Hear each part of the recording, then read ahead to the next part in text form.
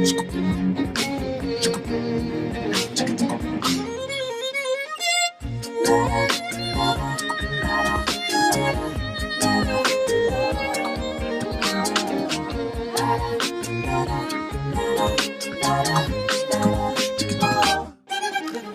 ¿qué tal? Soy el maestro Juan Ravenena Cisneros García, rector del Centro Universitario de Estudios Jurídicos. El día de hoy tenemos el gusto de contar con la participación de la doctora Gladys Modesto Rodríguez, quien es licenciada en Psicología, es especialista en Criminología, tiene otra especialidad en Violencia de Género y Sexual, aparte de ser maestra en Terapia Familiar, y es doctora en Psicología Clínica Humanista, y además es perito y psicoterapeuta. Muchas gracias, doctora, por esta participación. Gracias, muchas gracias por invitarme. Vamos a platicar entonces el tema en relación a la alienación parental. Vamos a ver las repercusiones, ¿verdad?, que tienen los menores, en los niños, este tema, y si tiene algún tratamiento. Para empezar, diríamos que la alienación parental, bueno, es una terminología un poco complicada, ¿no? La persona dice, bueno, ¿qué diablos es eso? Apoyándome en el libro de la Comisión Nacional de Derechos Humanos, dice que es un trastorno caracterizado por el conjunto de síntomas que resultan del proceso por el cual un progenitor transforma la conciencia de sus hijos mediante distintas estrategias con el objeto de impedir, obstaculizar o destruir sus vínculos con el otro progenitor hasta hacerla contradictoria con lo que se debería esperarse en su condición.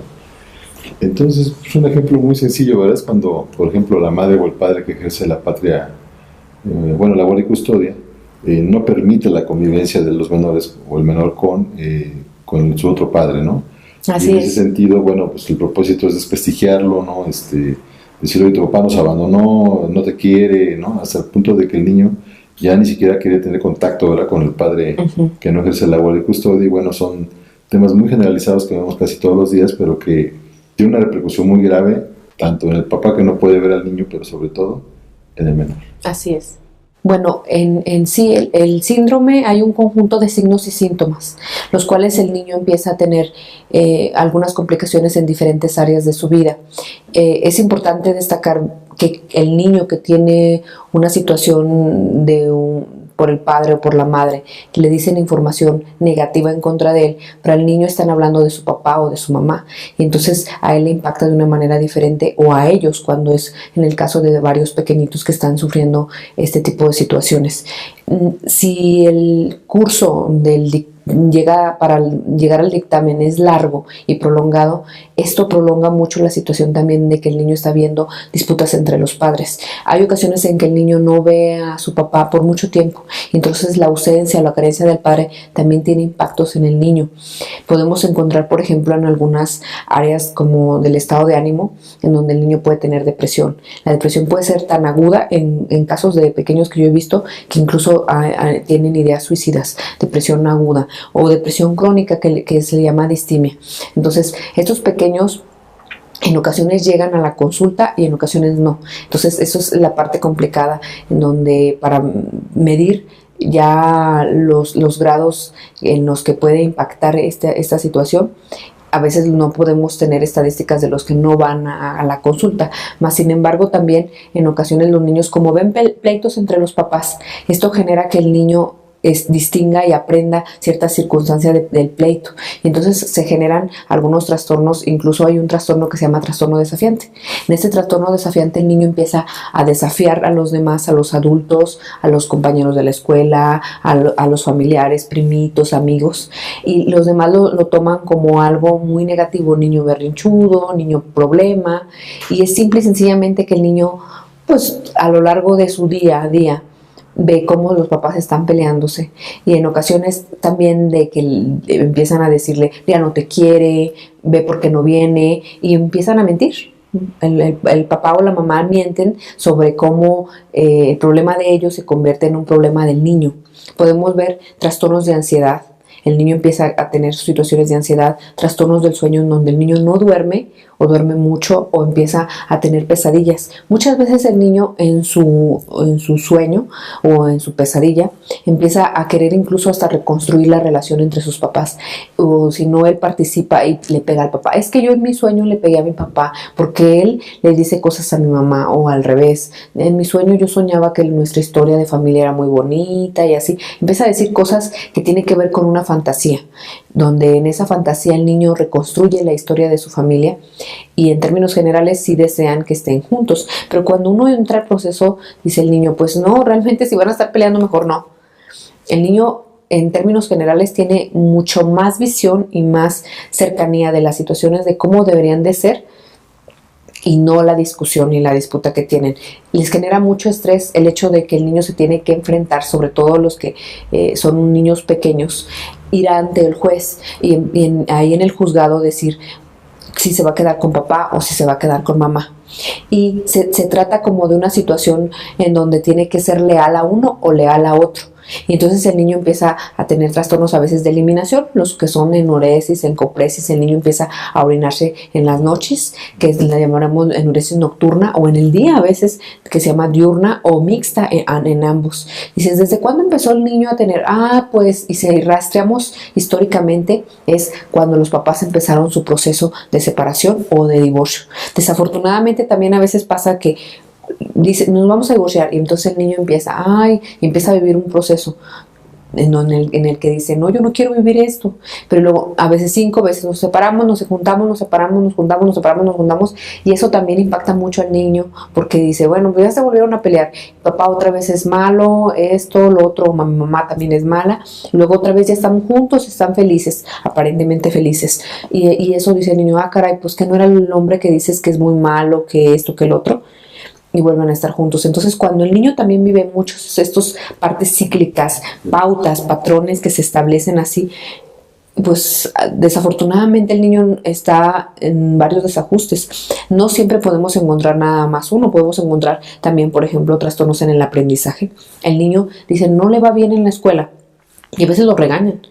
Si una maestra está muy atenta a las necesidades del niño y cómo iba en ocasiones bien a nivel académico y de repente empieza a tener pues que bajas calificaciones, poca concentración, problemas en la memoria, la atención dispersa, varias situaciones, a veces podemos encontrar que de fondo tiene estos tipos de problemáticas. Y entonces le dicen a la trabajadora social, a la psicóloga de la escuela, y ellos a veces no lo canalizan. Nosotros, en otras ocasiones, aunque lo canalicen, la mamá decide no llevar al niño.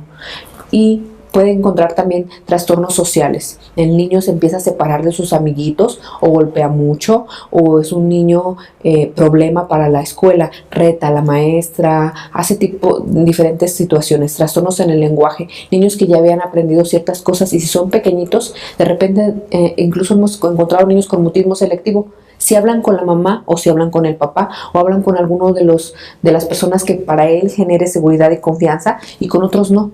Hay una chica que estoy viendo ahorita, entre los varios casos que tenemos, y entonces la niña en sus momentos ahora es una jovencita de 18 años, adolescente, pero cuando era pequeña dice, es que yo recuerdo que yo nada más hablaba con mi papá, con mi mamá no, porque mi mamá engañó a mi papá, y bueno, se sabía toda la historia, pero desde la versión de un personaje.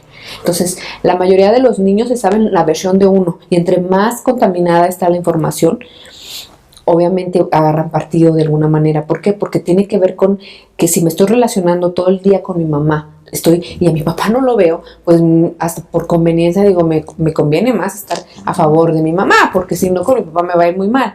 Entonces, estas situaciones hacen que también el niño hagan en ocasiones retos entre ellos. ¿Tú estás con mi papá o tú estás con mi mamá? Si son una familia grande, una familia extensa, donde hay 4 personajes, 6 o más, es una situación a veces que se genera pleitos entre los pequeñitos porque dicen, ¿tú con quién estás? ¿Con papá o con mi mamá?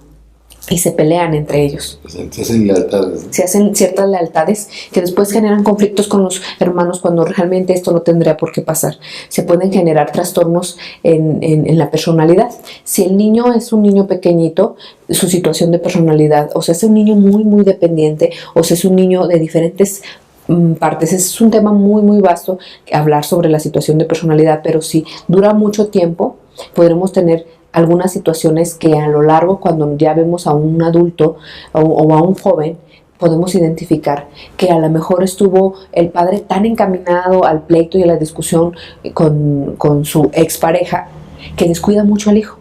O sea, dice, no, bueno, estoy peleando contigo, y se convierte en una situación tan de pleito que me importa más el pleito y generar que esté conmigo el pequeñito que en sí la situación que está viviendo el pequeño. Entonces podemos encontrar también múltiples situaciones. No siempre vamos a encontrar un trastorno, podemos encontrar a un niño que tiene varias situaciones relacionadas y asociadas a la problemática de alienación parental. ¿Tiene algún remedio, digamos, tiene algún aspecto terapéutico que se pueda usar? Bueno, esa parte es muy, muy importante. Creo que la parte medular de las cosas que nosotros podremos aportar desde la parte clínica y terapéutica, que tiene que ver con la salud emocional, y por otro lado la parte jurídica, creo que esas dos partes se pueden complementar. Si los jueces, si las personas que están arriba, que están viendo un caso, checaran todas las repercusiones que hay en el infante, podrían, yo creo que, identificar que podríamos hacer situaciones preventivas, que eso es lo ideal. Entre más largo se prolongue el proceso, las repercusiones van a ser mayores, como en todo lo que tiene que ver con la salud. Si nosotros hiciéramos un poco más la preventiva, podremos identificar que el niño tendría menos impactos psicológicos. Entonces, el caso tiene que verse de manera individual. El caso incluso de los niños que vienen en una familia y que han vivido alienación parental, cada niño va a tener un impacto diferente. Hay niños incluso que viven situaciones de separación de sus padres y no tienen absolutamente ni el síndrome, ni viven el síndrome como tal, porque los padres deciden separarse como pareja, pero no encaminarse a la parte paternal muy bien encaminada en pro de sus hijos y a favor de ellos, y otros no, que son los que viven alienación parental. Entonces, si nosotros distinguimos que cada niño, primero hacer una lectura individual de cada niño, y también se puede llevar a un proceso familiar en donde se identifique cómo está la situación familiar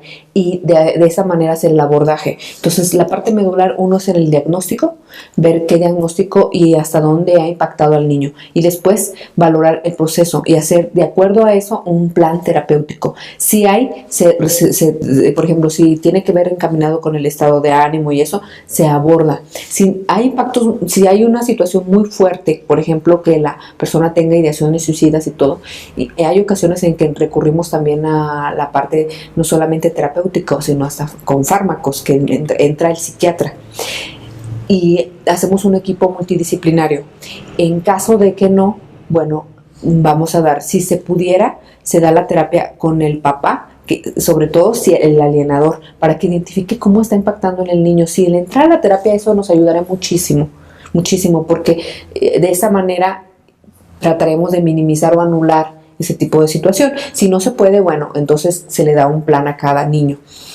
Y eso ayudaría muchísimo, no solamente a su estado de ánimo, sino incluso a la parte relacional y social, ya que en algún momento determinado este niño va a ser un adulto.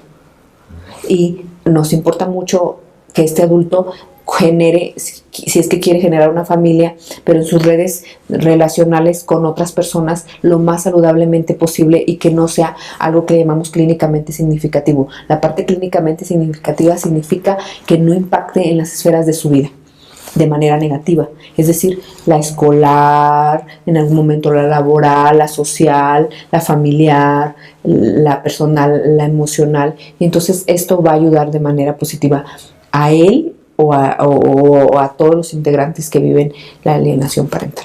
De acuerdo a tu experiencia como profesionista, incluso perito, ¿tú consideras que la alienación parental es una forma de violencia familiar? Claro que sí, sobre todo cuando se le miente al niño y se le refleja toda la problemática que tuvieron ellos como pareja. Al niño no se le debe de decir todas las situaciones que se viven, porque eso tiene que ver con una situación de pareja. Yo he encontrado incluso personas en donde ponen fotos, les enseñan mensajes, mira, tu papá hizo esto, y tú dices, ¿eso qué tiene que ver? Y ves, se va con otra persona porque a ti no te quiere, y dices, caray, pues es mi papá, no es mi pareja. Y entonces empiezan a hacer una serie de situaciones, incluso mienten, con tal de quedarse, mira, a ti no te quiere, por eso se fue, porque por ti, y si no hubiera sido por ti, no me hubiera embarazado y nunca hubiéramos vivido todo esto. Y todas las problemáticas, desafortunadamente, la mayoría es mamás. También entran los papás para hacer alienación, por supuesto que sí, pero la mayoría es mamás. Y entonces le dicen, yo ni siquiera, yo no tendría por qué vivir esto que estoy viviendo, porque lo estoy viviendo porque por ti me embaracé.